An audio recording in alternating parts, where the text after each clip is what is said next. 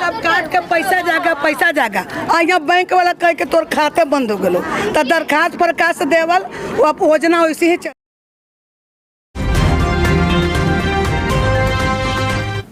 GCP news के खास कार्यक्रम नमस्ते मुखिया जी में आप सभी का स्वागत है। और आज हम मौजूद हैं फुलवारी प्रखंड के नौसा पंचायत में और हमारे साथ मौजूद हैं, जी हाँ, मिलवाते हैं आपको यहाँ की मुखिया गीतू रानी से। और चलिए इनसे बात करते हैं कि इन्होंने क्या कार्य किया है अपने पंचायत के लिए, अपने गाँव के लिए और आगे क्या करना चाहती हैं। और फिर से चुनाव आने वाला है और चुनाव में लोग आखिर इनको वोट क्यों दें। तो चलिए बात करते हैं इन 7 निश्चय की, जिसमें नली गली, नल जल, राशन की राशन, कोरोना काल में स्वास्थ्य सुविधा किस तरह से इन्होंने अपने लोगों को, अपनी जनता को मुहैया कराए। तो चलिए जानते हैं नीतू जी से कि किस तरह से ये लोगों की मदद कर रही थी। बोलिए मैम। 7 निश्चय में मैम हम लोग को करना था नली गली, नल जल और हर घर बिजली का काम और ये कौशल सब काट के पैसा जागा आ यहाँ बैंक वाला कह के तोर खाते बंद हो गलो तो दरखास्त प्रकाश देवल वो योजना वैसे ही चल गए। मोदी सरकार से काफी गुस्सा नजर आ रही है। तो आपको मोदी पर सरकार से गुस्सा नहीं है, मोदी सरकार तो बेचारा दे ही रहे हैं, लेकिन जो इधर के जनता जो खा रहा है उसको पर गुस्सा है। ठीक है, आप क्या कहेंगे, आप बताइए। गीतू रानी जी यहाँ के जो मुखिया हैं उनसे आप कितनी संतुष्ट है? आते थे दिखते थे, बाकी अब है कि पानी निकल गया। सबसे बड़ा प्रॉब्लम अगर देख सकते हैं, बेरोजगारी जो है सबसे बड़ा प्रॉब्लम है, चाहे वो महिला हो पुरुष हो। बच्चों के लिए अच्छी शिक्षा, महंगाई, ये सारे मुद्दे हैं लोगों के। मुखिया तो अपनी जगह पे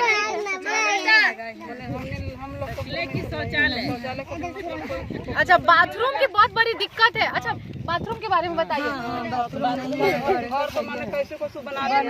लेकिन बाथरूम का दिक्कत, अब बनाइए 12,000 रुपया गवर्नमेंट आपको देती है एक शौचालय बनाने का। 1 मिनट सर, बात करिए। हाँ बोलिए मैम। हाँ मैम, शौचालय के लिए इन लोग को है कि आप लोग को शौचालय पहले बनाना होगा खुद से, और जिस दिन बन जाता है पहले गड्ढा खोदिए, 2 गड्ढा खोदना है और 2 गड्ढा खोदने के बाद फोटो खींचिए, उसके बाद शौचालय बनाइए। शौचालय बनाना है तो जालीदार, क्योंकि एक ईंट से दूसरी ईंट की कुछ गैपिंग हो, वो सूख जाता है उसी में। और जो उसके बाद सूख जाने के बाद वो बहुत अच्छा खाद के रूप में यूज किया जाता है। 2 गड्ढा इसलिए होता है कि एक गड्ढा भरने में आपको मुश्किल बहुत टाइम लग जाएगा, कम से कम 3-4 साल लग जाता है एक गड्ढा को भरने में, अगर 5-6 परिवार हैं। वो शौचालय बनाइए, सरकार आप लोग के लिए 12,000 रुपया देती है शौचालय जब कंप्लीट हो जाता है तब। तो शौचालय नहीं है, ये एक बड़ी समस्या है। और गीतू जी से हमने बात की, ये बता रही हैं कि शौचालय के लिए सरकार 12,000 रुपए देगी, लेकिन पहले खुद ही शौचालय के लिए उनको काम आरंभ करना होगा। तो पैसा रहबे ना करेगा मैडम का काम। अब इनसे जानते हैं इनकी क्या दिक्कत है। पैसा रहबे तो नहीं करेगा तो क्या करेंगे, बनाएंगे। पैसा नहीं रहने की वजह से ये शौचालय कैसे बनाएंगे, ये इनकी प्रॉब्लम है। और गीतू जी से हमने बात की तो ये बता रही है कि जो सरकार है, जो बिहार सरकार है, यहाँ के जो माननीय मुख्यमंत्री श्री नीतीश कुमार जी है, जिन्होंने पैसा जो है बताया है कि 12,000 रुपए मिलेगा, लेकिन पहले काम करना पड़ेगा, खुद से शौचालय का नींव रखना पड़ेगा, उसके बाद शौचालय बनेगा। और किस तरह की दिक्कतें हैं मैम आप लोगों को? पानी नहीं आ रहा है और किस तरह की समस्या है? ढलैया अभी नहीं हुआ है। खरंजा है, ढलैया अभी नहीं लगा है, नल पानी का व्यवस्था नहीं हो पा रहा है 10 नंबर वार्ड में, ये इनकी शिकायत है। प्लीज बताइए, कैमरे में देखिए,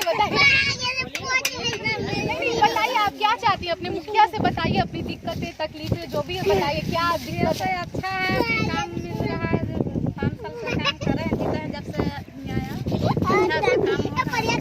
यहाँ के जिनसे जानते हैं, ये यहाँ पे अभी काम कर रही नाला बनाने का, इनसे जानते हैं। आप बताइए कैसी लगी आपको यहाँ की मुखिया? बहुत बढ़िया जी, जब से तो काम कर ही रहे हैं।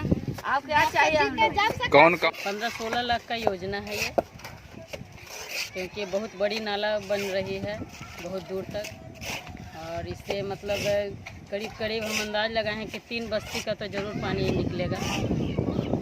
3 वार्ड का, वार्ड नंबर 8 का, वार्ड नंबर 9 और वार्ड नंबर 10, 3 वार्ड का पानी इसमें निकल करके सीधे आहर में जाके गिरेगा।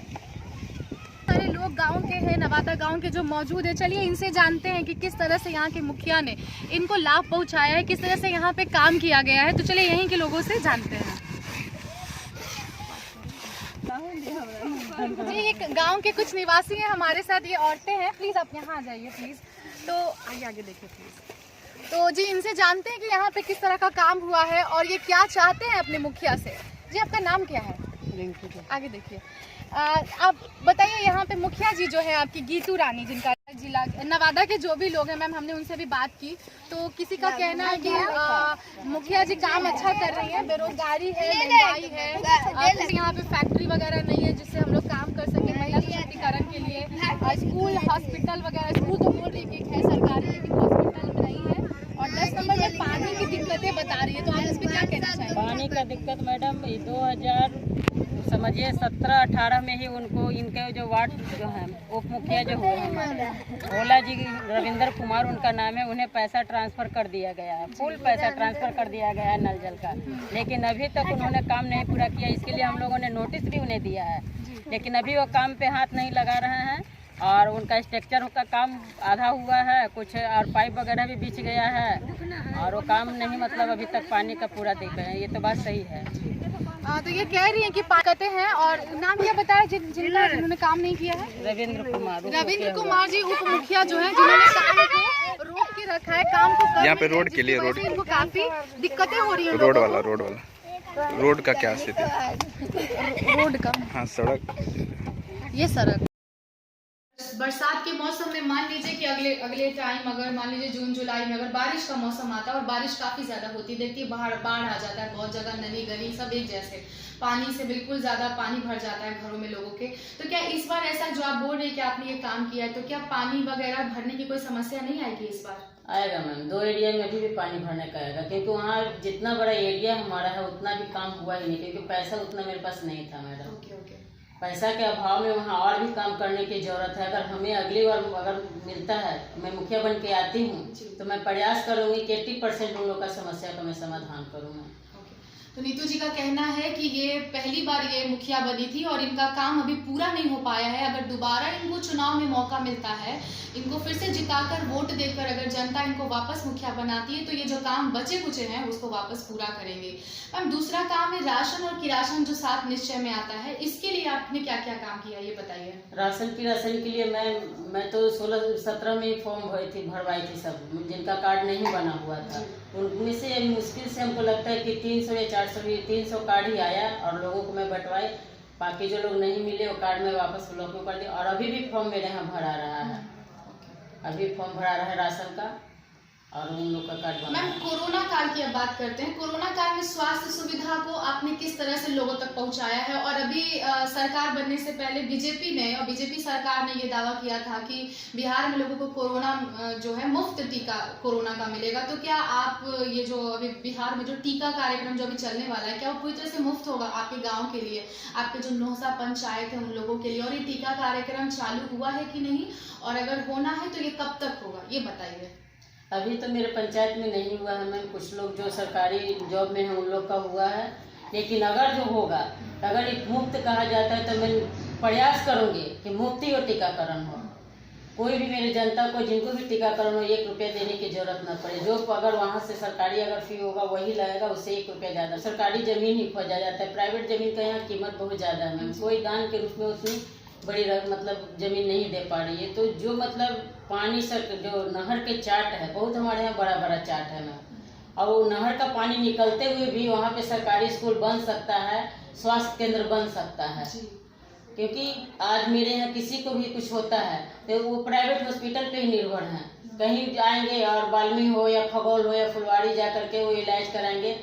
और प्राथमिक स्वास्थ्य केंद्र पर जब वहाँ जाते हैं, PSC में जाते हैं मैडम, तो वहाँ पे उनको तत्काल तुरंत सेवा नहीं मिल पाता है, दिक्कत हो जाती है उन्हें। क्योंकि देखिए मेरे पास 2-3 दिन पहले ही एक महिला आई हुई थी और वो बोली कि मेरी मतलब बेटी या बहू का उनका डिलीवरी हुआ था, वहाँ पे उनको समस्या ये हुआ कि वहाँ उनको सुविधा नहीं मिला और उन्होंने PMCH में उन्हें रेफ़र नहीं किया। PMCH में रेफ़र करते तो उस गरीब महिला का मतलब डिलीवरी हो जाता और उतना पैसा भी नहीं, प्राइवेट में उनको डिलीवरी करवाना पड़ा। तो काफी पैसा देना पड़ जी गया। काफी पैसा देना पड़ गया मैडम। आखिर मैम लोगों को क्यों भरोसा नहीं है सरकारी व्यवस्था पे, सरकारी हॉस्पिटल्स पे, सरकारी एजुकेशन पे क्यों भरोसा नहीं है? और आप भरोसा दिलवाने के लिए, क्योंकि आप एक मुखिया हैं और अभी जिस तरह से देश डेवलपमेंट कर रहा है हर एक सेक्टर में, गांव को, शहर को, तो शहर में काफी ज्यादा आबादी है और गांव के लोग जिस तरह से शहर में पलायन कर रहे हैं, तो आखिर आप कैसे लोगों को, अपने जो पंचायत के जो लोग हैं गाँव के, उनको कैसे विश्वास दिलाएंगे कि आप जो भी उनको सुविधा प्रोवाइड करवाएंगे, जो भी उनको देंगे वो काफी अच्छा होगा, बेहतर होगा, उनको प्राइवेट के भरोसे नहीं? क्योंकि मैम जिस तरह से सरकार निजीकरण कर रही है, सब चीजों को प्राइवेटाइजेशन, जो गांव के लोग हैं वो सरकारी चीजों पर भरोसा करें, सरकार के हॉस्पिटल्स पे, स्कूल पे, कॉलेज पे, एजुकेशन पे, हेल्थ सिस्टम पे विश्वास करें और उनको एक अच्छी सुविधा मिले, इसके लिए आप क्या कहना चाहेंगे? सबसे पहले तो मैम सरकारी स्कूल से ही लिया जाता है, क्योंकि सरकारी स्कूल में लोग कह तो रहे हैं कि बहुत अच्छा पढ़ाई हो रहा है, लेकिन पढ़ाई के नाम पे नहीं मैम। 10 बजे के बाद टीचर्स वहाँ पहुँचते हैं और 2 बजे के बाद वहाँ दिखाई नहीं देते हैं। तो मैम इसके लिए डिसिप्लिन कौन बनवाएगा, कौन करवाएगा उनसे डिसिप्लिन, ताकि वो लोग सही टाइम पे आए, सही एजुकेशन दे, उनकी जो व्यवस्था होती है, जिस तरह से उनकी बहाली होती है सरकारी स्कूल में या हॉस्पिटल्स में, जिस तरह से लोगों को जॉब दिया जाता है एक टीचर का, कुछ आदत जो पड़ गई है उस आदत को सुधरने में थोड़ा वक्त लगेगा और कुछ हम लोग के मतलब माननीय मुख्यमंत्री जी को भी कुछ करने की इसके लिए जरूरत है। क्योंकि बचेगा क्या, इस पे आप क्या कहना चाहेंगे? सबसे पहले तो सरकारी व्यवस्था को सुधारने की जरूरत है जी, क्योंकि जब हर चीज प्राइवेट हो जाता है वाकई में बहुत दिक्कत आगे दिन होने वाला है। इस चीज को सोचना है या समझना भी पड़ेगा, क्योंकि इस तरह से हर चीज रेलवे हुआ या फिर देखिए कि गोदाम वगैरह सब बड़े बड़े लोग को ही मिल गया, इसलिए तो हरियाणा में उधर दिल्ली में बैठे हुए हैं सब, उधर किसान लोग आंदोलन पे बैठे हुए हैं। में कौन कौन सी योजनाओं पर काम बेहतर हुआ है ये बताइए? हमारे यहाँ सब गली नली और ये नल जल पे काम हुआ है और साथ में अभी आयुष्मान भारत का जो कार्ड बन रहा है वो बन रहा है और पेंशन पे काम हुआ है। मैम ये जो आयुष्मान भारत का जो कार्ड आप बता रही हैं, क्या वो आप अपने दर्शकों को बताएंगे कि किस तरह से ये कार्ड वो अप्लाई कर सकते हैं, बन सकता है उनका ये कार्ड? उनका मैडम जिनका राशन कार्ड बना हुआ है, जिससे पे मतलब राशन मिलता है, ये नहीं कि पीला वाला या हरा वाला, अभी जो जिस पे राशन मिल रहा है उस राशन कार्ड जिनके पास है वही आदमी मतलब कार्ड बनवा सकते हैं। मैं आप कह रही थी कि ये कार्ड ऐसे भी लोगों को बन चुका है जिनको इस कार्ड की जरूरत नहीं है और जो लोग को इस कार्ड की जरूरत है वो इस कार्ड से अभी तक वंचित हैं। जी हाँ, ये तो बात सही है मैम कि जिनको मतलब कार्ड चाहिए अभी उससे कम 5% लोग वंचित जरूर हैं और जिनके पास कुछ ऐसा कार्ड, ऐसे लोगों का कार्ड बन गया है क्योंकि उन लोगों को पता है कि 5,000 रुपये का हमको सरकार की तरफ से मतलब हमको बीमारी होता है तो हमें सहायता मिलेगा या मदद मिलेगा, तो उस तरह के लोग जो ये सुन करके मतलब इसमें ज़्यादा आ गए हैं। तो मैम काम तो आप ही कर रहे हैं, तो आप इस चीज़ पे रोक क्यों नहीं लगाती? ये पहले से कार्ड बना हुआ था मैम। अच्छा, जो पहले मुखिया थे वो सभी काम कार्ड पहले से बना हुआ था मैडम। मैम ये पूछना चाहूंगी मैम, रोड का और लाइट का मतलब बिजली का आपने क्या व्यवस्था किया है अपने गांव में? बिजली कितने देर तक रहती है वहाँ पे? बिजली हमारे यहाँ मैडम अभी 22 से घंटा के करीब बिजली रहता है। और मैम रोड का क्या हाल है? रोड तो अभी करीब बना हुआ, मात्र हमारे यहाँ एक रोड बहुत अभी डैमेज स्थिति में है जो NH 98 से नौसा गाँव की ओर जाती है। अच्छा, तो मैम ये इसका कब तक काम हो जाएगा? ये रोड का कब तक मरम्मत हो जाएगा?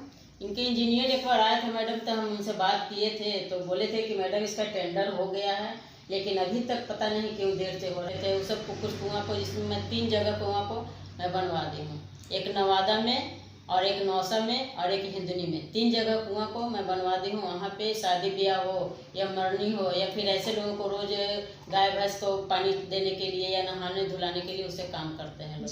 तो मेरे यहाँ 8 हुआ है मैडम, पिछले साल था 6, इस बार है 2 और उसमें करीब सब जगह पानी चल रहा है। एक आध जगह थोड़ा सा मतलब 2-4 दिन की अभी दिक्कत है, 2-4 दिन में वहाँ भी पानी शुरू हो जाएगा।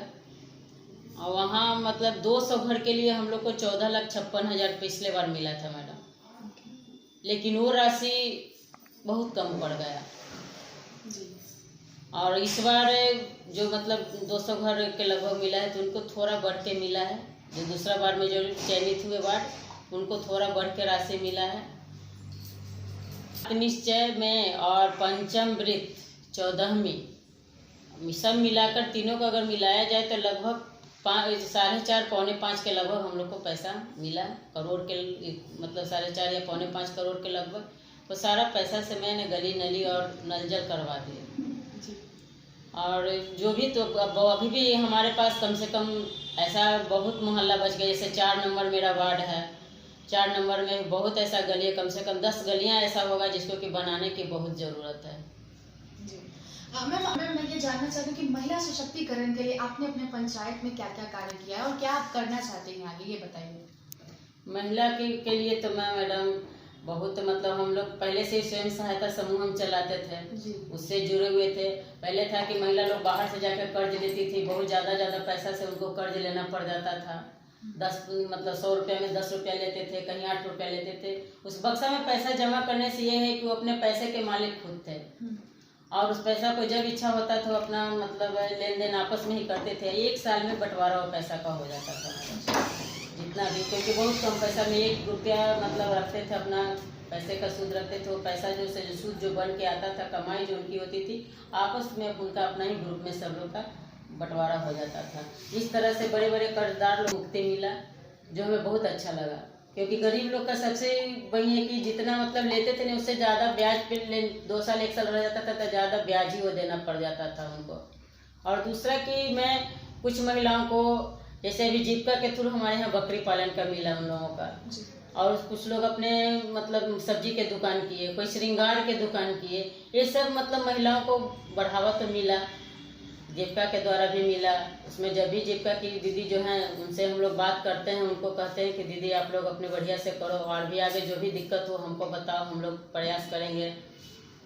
बहुत अच्छा यही सब हुआ। हम और खुद हम अपने यहाँ मतलब हमारे यहाँ गांव में मेरे ग्रुप जो चल रहा है उसमें बड़ी का भी काम हुआ, पापड़ भी बनाए, अचार भी बनाए लोग, और सब मार्केट में बिक जाता है मैडम जी। मैम ये बताइए मैम, हमारे बिहार में आप जानती हैं कि यहाँ पे बहुत ज़्यादा भेदभाव है लड़कियों और लड़कों के लिए। लड़कों को बाहर ज़्यादा जाने दिया जाता है, लड़कियों को नहीं जाने दिया जाता है।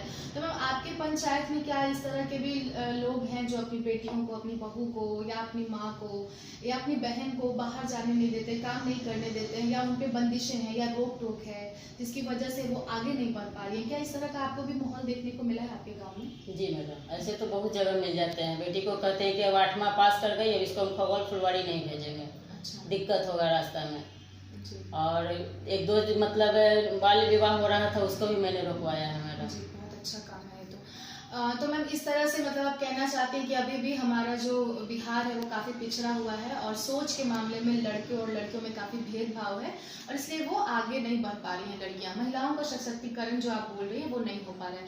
मैम मैं आपसे दूसरा सवाल, आपको अगर दोबारा मौका दिया जाए तो आप ये सारे काम करेंगी? जी मैम, करना तो चाहूँगी मैम जी। तो ये थी हमारे साथ नीतू जी नौसा से मुखिया, और ये काफ़ी इन्होंने बताया कि जो भी इनके गांव में दिक्कतें हैं, खूबियां हैं, कमियां हैं, इन्होंने सब कुछ तो बताया। ऐसा नहीं कहा कि मैं ही सारा काम करती हूँ।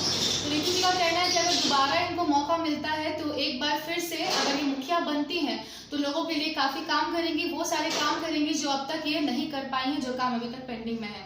और सरकार से भी ये काफ़ी ज़्यादा मदद मांग रही हैं अपने नौसा पंचायत को आगे बढ़ाने के लिए। तो बने रहिए जीसीपी न्यूज़ के साथ और हमें दीजिए इजाज़त। नमस्कार। ग्रामीण एवं देश विदेश की अनोखी खबरों के लिए सब्सक्राइब करें और बेल आइकन दबाना ना भूलें।